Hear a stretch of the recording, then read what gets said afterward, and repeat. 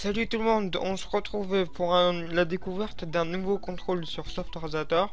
Alors c'est un contrôle sur Softorisator, mais ça peut être aussi sur Visual Studio, hein. C'est les mêmes contrôles, voilà. Donc c'est la découverte de contrôles sur Softorisator et sur Visual Studio.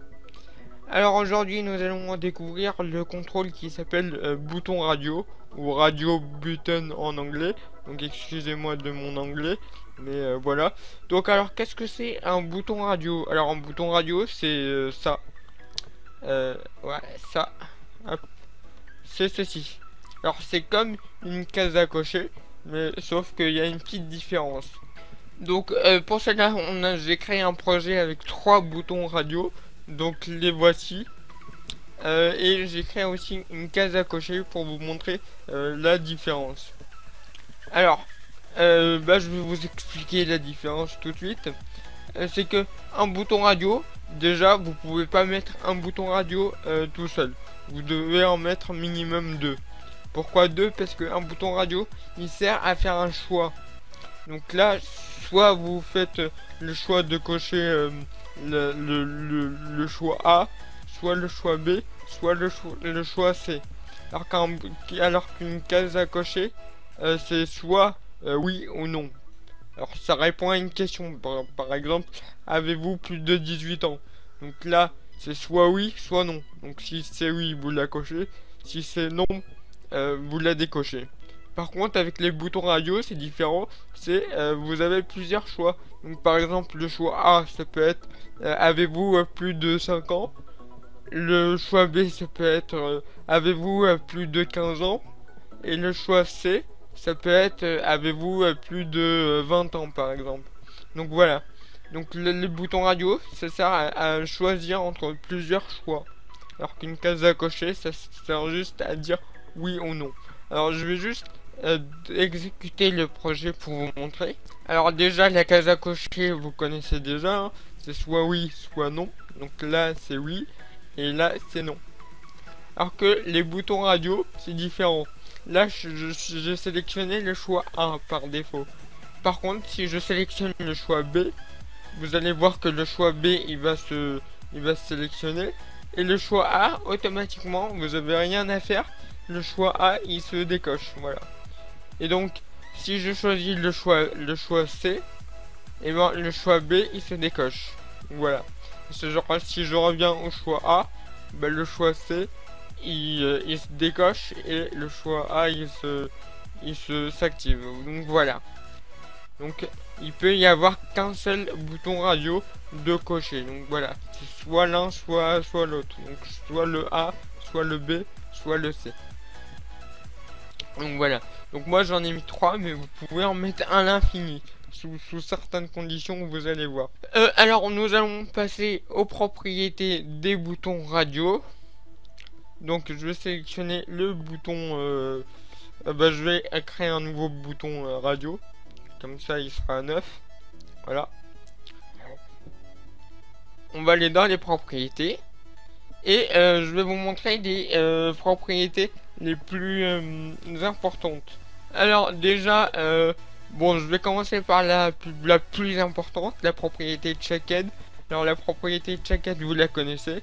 C'est comme les cases à cocher.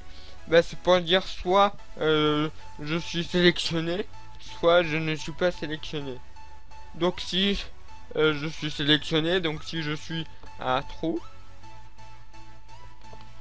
vous avez vu que mon bouton qui s'est coché et le bouton le bouton radio A, le choix A, il s'est automatiquement décoché. Donc sa propriété checked est passée à phase. Donc voilà. Donc après dans l'éditeur de fonctions, vous pouvez facilement récupérer la propriété checked pour voir quel bouton est coché. Donc voilà. Après vous pouvez faire différentes choses en fonction du bouton sélectionné. Donc voilà. Donc voilà pour la propriété checked. Nous avons la propriété apparent.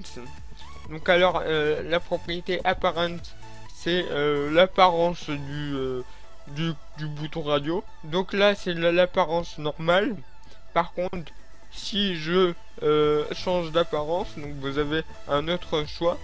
Donc si je passe la propriété apparence à button, et ben vous verrez que ça va être sous forme de bouton. Alors je vais exécuter pour vous montrer comment ça marche dans ce cas-ci. Alors déjà mon bouton, enfin mon bouton radio ressemble à un bouton, et contrairement aux trois autres. Et par contre là il est sélectionné. Si je sélectionne un autre bouton radio, et ben vous verrez que qui change, il n'y a plus le dégradé bleu là, donc ça veut dire qu'il est décoché. Par contre si je le recoche, et ben il redevient un petit peu bleu avec un dégradé. Donc voilà pour comment ça marche. Donc vous avez deux styles de boutons radio, donc voilà, que vous pouvez modifier avec la propriété apparence. Donc voilà, après pour la propriété checked, c'est la même chose, hein. Quand je sélectionne un autre bouton radio, là mon bouton qui ressemble à un bouton là, et ben il est décoché, donc la propriété checked est à false. Et quand je clique dessus, et ben sa propriété passe à true. Donc voilà. Alors je vais remettre la propriété apparence à normal. Et on va passer à la propriété check-in. Alors check-in, c'est où vous voulez mettre le petit bouton rond là. Vous voyez le bouton, enfin le truc rond là qui indique si le bouton est coché ou pas. Et bon, vous pouvez le mettre soit à droite, soit à gauche, soit au milieu. Donc pour cela, vous modifiez la propriété check-in. Et là vous choisissez l'emplacement où vous voulez qu'il apparaisse. Par exemple j'ai envie qu'il apparaisse tout à droite, donc à droite et au centre. Moi je clique ici. Donc là vous voyez que le texte est à gauche et le bouton est à droite. Je peux parfaitement aussi le mettre au milieu. Alors là ça fera moche parce que le bouton il est sur le enfin derrière le texte. Du coup c'est un petit peu moche. Donc voilà. Donc par contre je peux le mettre en haut à droite ou en bas à droite ou en haut à gauche par exemple. Donc moi de préférence j'ai l'habitude de le laisser à gauche au centre. Voilà. Ensuite vous avez la propriété flat style. Alors là c'est encore une fois le style du bouton rond là. Là il est à standard. Vous allez voir comment il va être si je change sa propriété. Donc là il était à standard.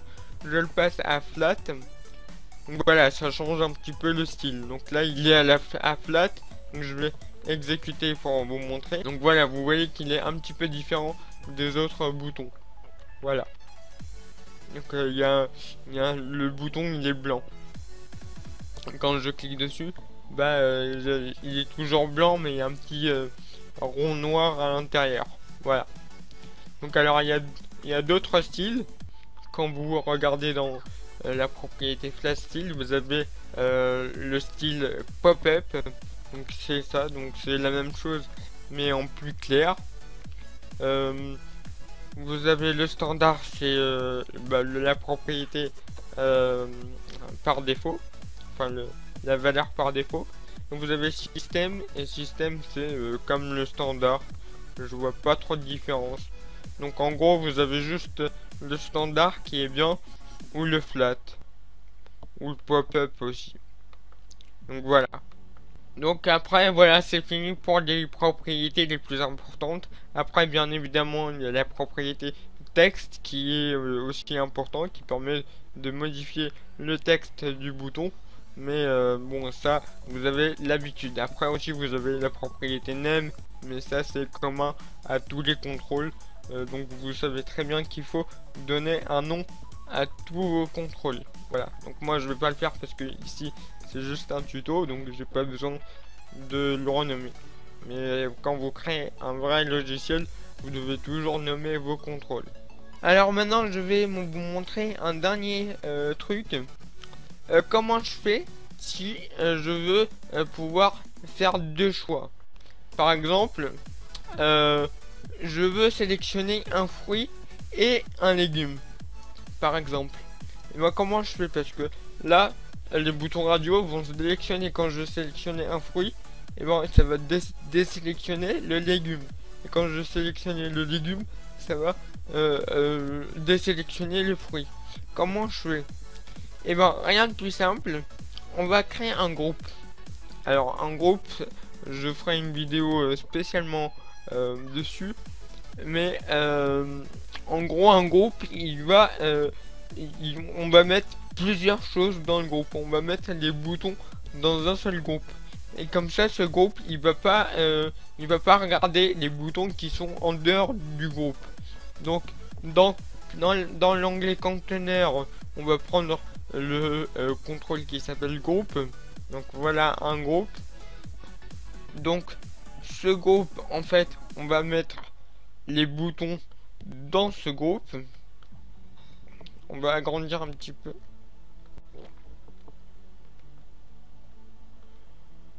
Hop. Je vais prendre les boutons radio et je vais les mettre dans le groupe. Voilà.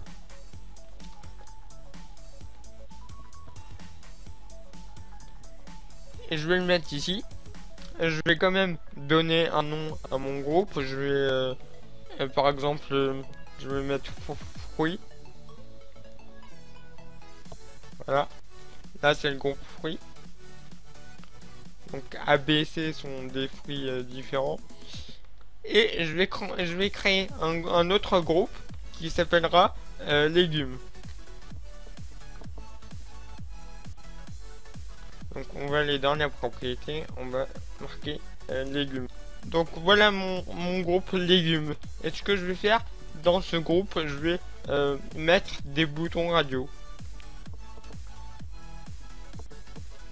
Donc, hop.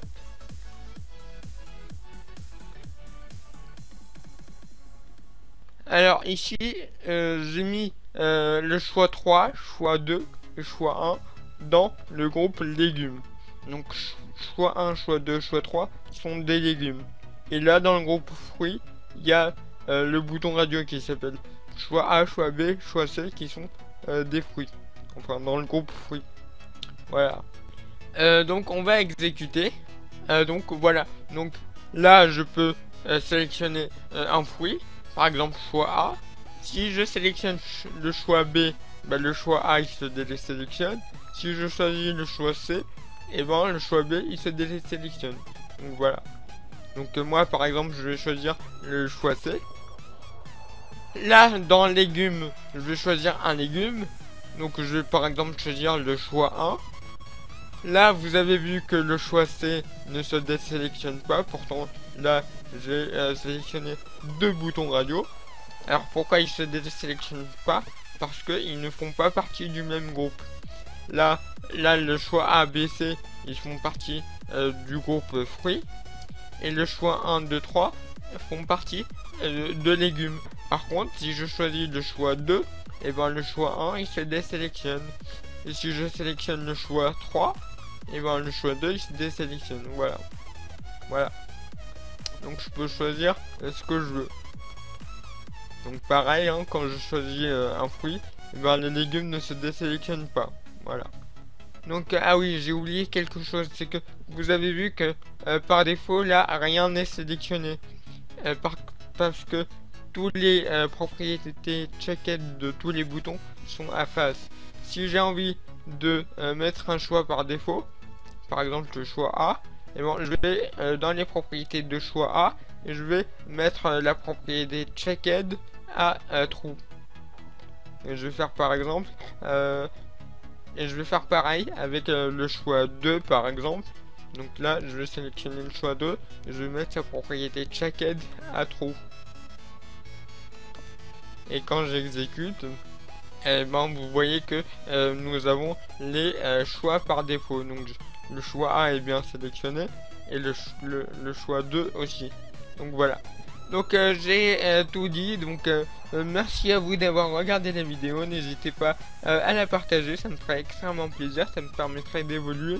N'hésitez pas non plus à mettre un petit pouce bleu, donc voilà, donc n'hésitez pas non plus à vous abonner si vous n'êtes pas encore abonné. Et sur ce, je vous dis merci à vous et à la prochaine, allez ciao.